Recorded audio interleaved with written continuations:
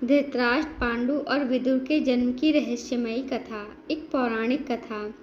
सत्यवती के चित्रांगद और विचित्रवीर्य नामक दो पुत्र हुए। शांतनु का स्वर्गवास चित्रांगद और विचित्रवीर्य के बाल्यकाल में ही हो गया था, इसलिए उनका पालन पोषण भीष्म ने किया था।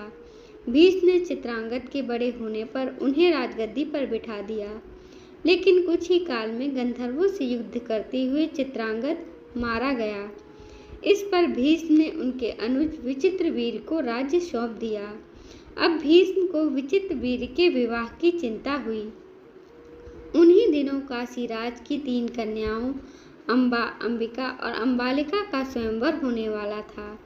उनके स्वयंवर में जाकर अकेले ही भीष्म ने वहां आए समस्त राजाओं को परास्त कर दिया और तीनों कन्याओं का हरण करके हस्तिनापुर ले आए। बड़ी कन्या अम्बा ने भीष्म को बताया कि वह अपना तन मन राजा साल्व को अर्पित कर चुकी हैं।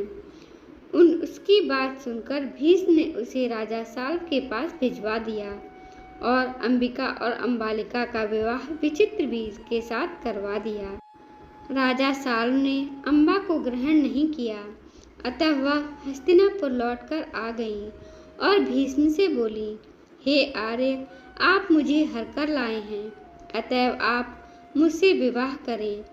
किंतु भीष्म ने अपनी प्रतिज्ञा के कारण उसके अनुरोध को स्वीकार नहीं किया। अम्बा रुष्ट होकर परशुराम के पास गई और उनसे अपनी व्यथा सुनाकर सहायता मांगी। परशुराम ने अम्बा से कहा, हे देवी, आप चिंता न करें, मैं आपका विवाह भीष्म के साथ करवाऊंगा। परशुराम ने भीष्म को बुलावा भेजा, किंतु भीष्म उनके पास नहीं गए। इस पर क्रोधित होकर परशुराम भीष्म के पास पहुँचे और दोनों वीरों में भयानक युद्ध छिड़ गया। दोनों ही अभूतपूर्व योद्धा थे, इसलिए हार जीत का फैसला नहीं हो सका।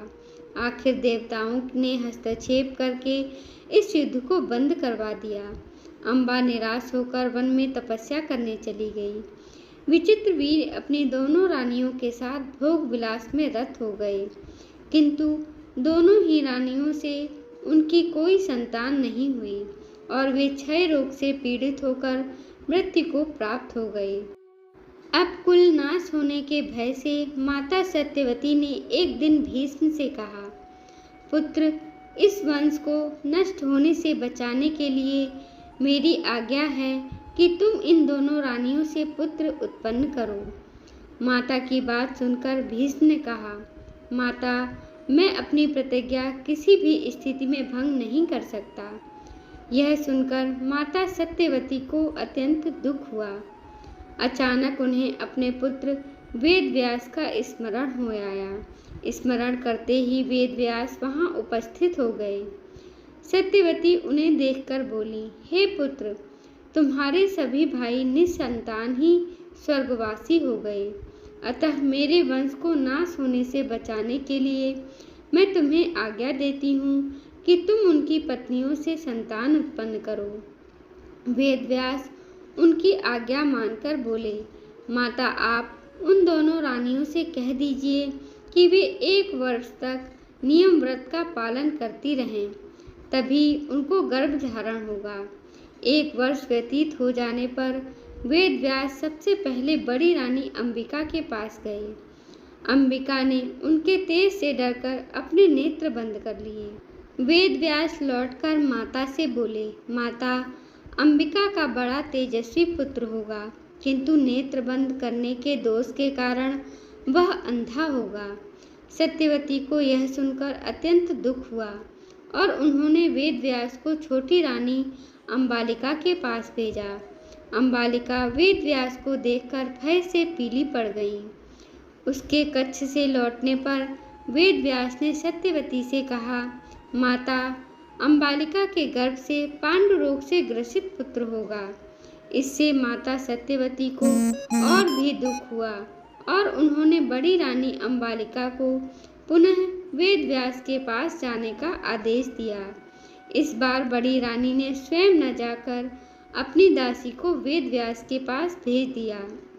दासी ने आनंद पूर्वक वेद व्यास से भोग कराया। इस बार वेद व्यास ने माता सत्यवती के पास आकर कहा, माते, इस दासी के गर्भ से वेद वेदांत में पारंगत अत्यंत नीतिवान पुत्र उत्पन्न होगा। इतना कहकर वेद व्यास तपस्या करने चले गए।